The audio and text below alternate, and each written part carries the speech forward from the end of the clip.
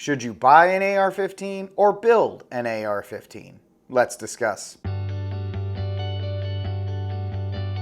Hello and welcome to the Stinger Workshop. My name is Rick Barrett and I'm your host for these series of videos where we talk about everything in the gun community, from gun accessories to gun maintenance.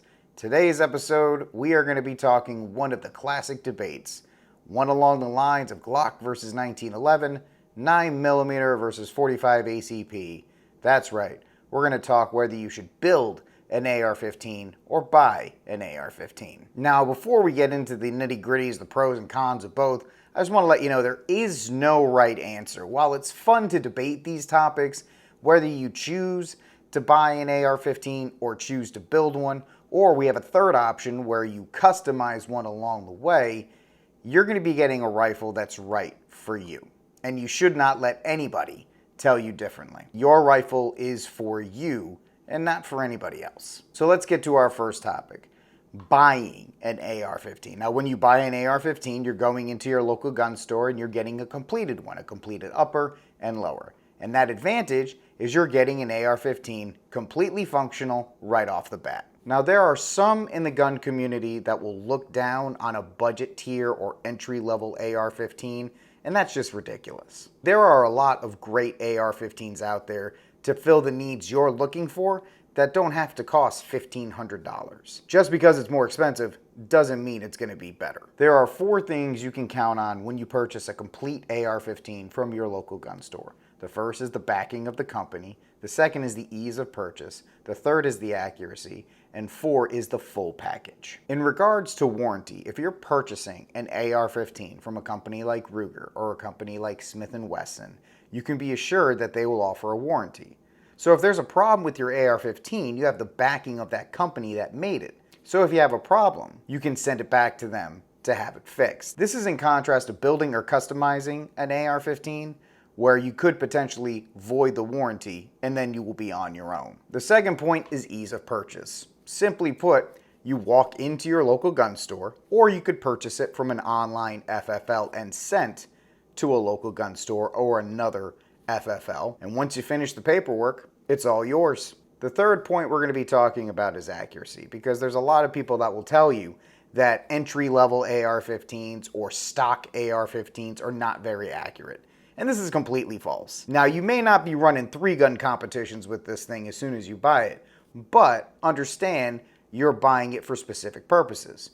Home defense, maybe you're going to go hog hunting, maybe you just want something to go plinking. The role it was designed for, whether it is home defense or maybe it's in a bug-out bag or whatever the case may be, it is ready to perform that as soon as you purchase it. And the last one is the full package of the AR, meaning all the parts were assembled by the manufacturer, so at least in theory, you know everything's working properly and you can take it right to the range and start using it. Now, as far as the cons of buying an AR-15, it really comes down to what you're using it for, like we talked with the full package or with accuracy.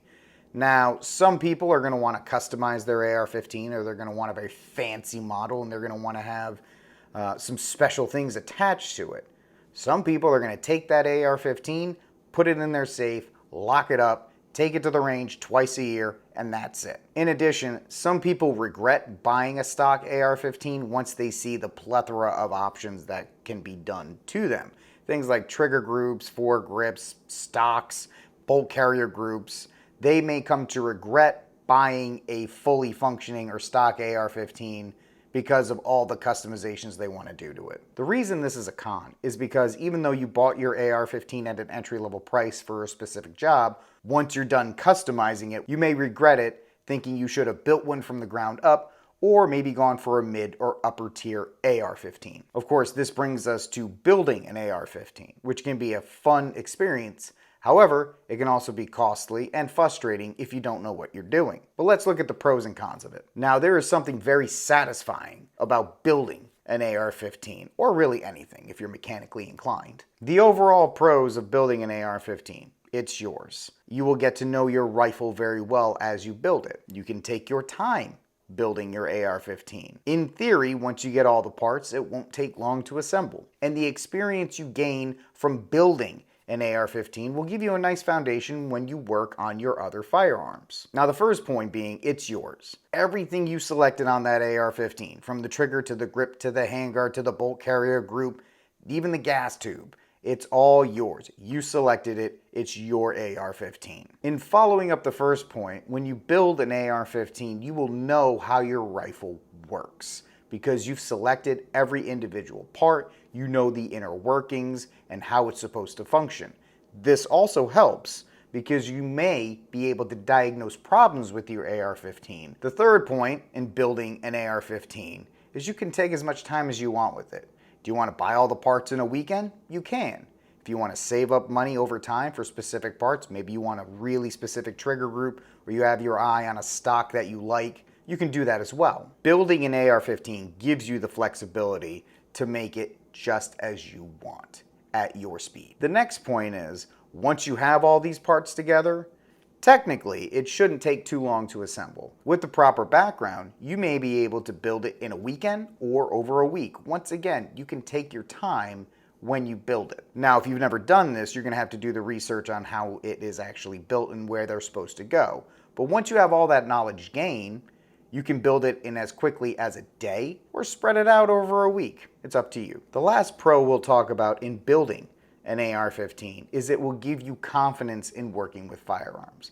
Now obviously no two guns are the same, but when you work and build your AR-15, you'll get familiar with how the trigger group is supposed to operate, how firing pins work, and you can take that at least as a foundation when working with your other firearms. Of course, we've discussed the pros of building an AR-15, now we have to discuss the cons. Although the AR-15 is easy to assemble, it will take some knowledge and research to do so, and it will take patience. The second con when building an AR-15 is if you find yourself buying mil-spec parts. Mil-spec parts are designed for the M16, which is the military version of the AR-15. These parts generally do not work with the civilian version. You have wasted your money because they're not going to work together.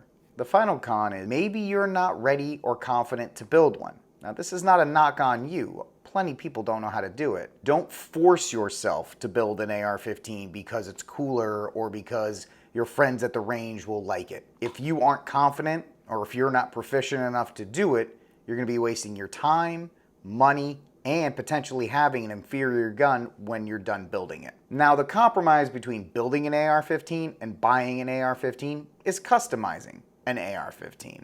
Now, we talked about this a bit when we covered buying an AR-15, but there are some people that will buy entry-level AR-15s with the sole purpose of upgrading it. Why do they do this? Simply put, they have a foundation in place with a completed gun.